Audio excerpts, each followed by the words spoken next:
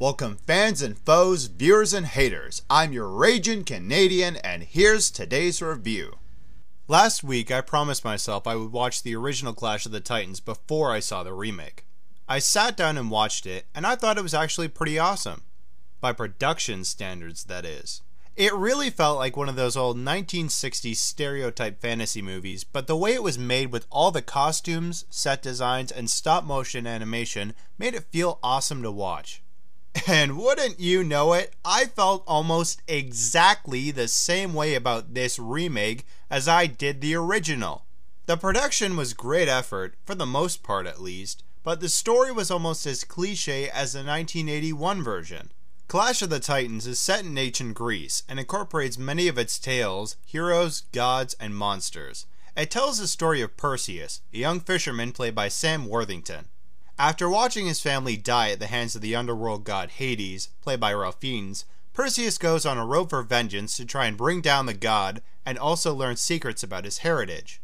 Well, that didn't take very long to play my first card, did it? Familiarity. Where have we heard a story about a guy whose family gets killed and he tries to take his vengeance out on a Greek god? Oh yeah! God of War! So just what kind of secrets are we talking about here? Well, Perseus isn't just a man, he's actually half man, half god, and the offspring of the thunder god Zeus, played by Liam Neeson. Ah, Zeus. Here's a brief lesson in Greek mythology for you guys. You see, long before the days of such smooth-talking playboys like Arthur Fonzarelli or Barry White, there was Zeus. This guy was so unbelievably desperate for tail, he didn't only marry his sister, but he'd also take on forms to try and seduce mortal women. One time, he even turned into a bull just to hook up with a girl. I've heard of some sick fetishes out there, but a bull? Well anyway, in one of his forms, Zeus slept with a young woman who later gave birth to Perseus, and set into motion the entire chain of events that occurred during the film. Basically, the humans have become arrogant and start to think they don't need the gods anymore. Because that's exactly what you do in a world ruled by divine beings. Shout out blasphemy just to boost your ego. These morons are gonna die, aren't they? So the cunning Hades takes advantage of this opportunity and convinces Zeus to release a powerful beast called the Kraken against the humans, and Perseus and a group of warriors try and find a way to stop the monster. Let's take a look at the cast. First up, we've got my favorite performance of the movie, Ralph Fiennes as Hades. Now, all of the actors playing gods were able to sell the roles of divine beings, but Fiennes was by far the best. He kept this great balance of someone twisted, deceivingly humble, and terrifyingly demonic all at the same time. I just wish they fleshed out his role a lot more. Unfortunately though, the way the character was written forces me to play the familiarity card a second time.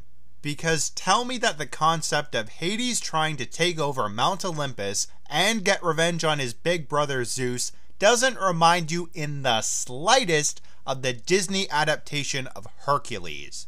Well, at least Fiennes didn't give him a phony Brooklyn accent.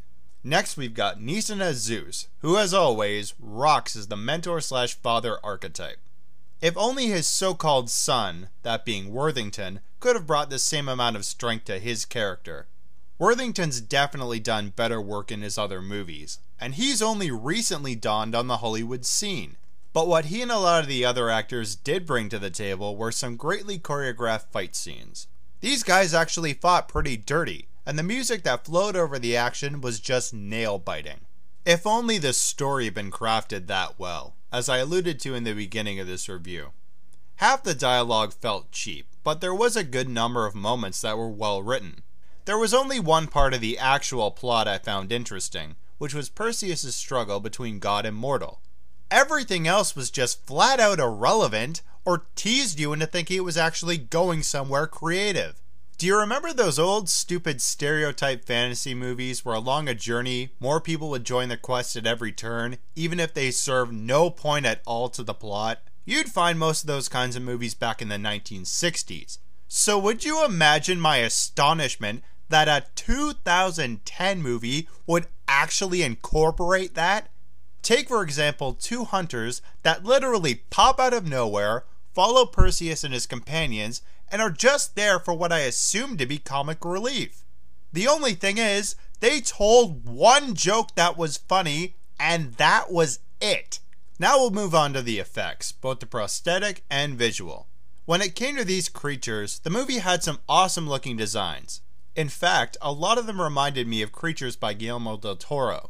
But when it came to digital scenery, I hardly bought a single scene. It's just so blatantly obvious that these guys are on a green screen, or when these cities are shown. They look so fake. But that's why I was thankful that the sets and costumes were able to make me feel more inclined to believe that this was actually ancient Greece, instead of some backlot in California or Australia. Louis Leterrier was the director of the movie, and he said that he was a big fan of the original Clash of the Titans. In fact, he actually described his climactic fight scene at the end of The Incredible Hulk as a tribute to the 1981 movie. Therefore, I spent a lot of time on the way home from the theater wondering whether this movie felt more like he was trying to give it a new look and world for the current generation, or if he loved the idea but wanted to mingle it with his own perspective of how to treat it. The deciding factor to make me choose the latter was the ending. I'm not going to spoil anything for you, but by the last scene, this film was practically on its knees begging for a sequel. Why does it need one? Sure, when it came to set design, it was something new and bold, just like the original Clash of the Titans, but the story didn't really have any imagination to it. But I'll give Leterrier credit that this movie did feel like hardcore Greek mythology. And I think that's why he was the right guy to bring it to life. Was the movie perfect? Oh, no freaking way. Was it entirely stupid? Not at all. It's got a couple of good performances, Fiennes in particular, and brings a great world to life. I give 2010's Clash of the Titans a rating of 6 out of 10. Now before this video ends, I'm going to answer the question I'm sure at least one fan out there is probably desperate to know the answer to. After watching the original Clash of the Titans, there was one character I absolutely friggin' hated and just wanted to see him bounce his head against a rock. Luckily, the movie provided much of that. I know that this character has probably received fans, but I still regard him, and will continue to do so, as pathetic and pointless to anything whatsoever in the movie. No doubt the truth will probably bring a smile to someone's face out there, while my eyes rolled of embarrassment in the theater.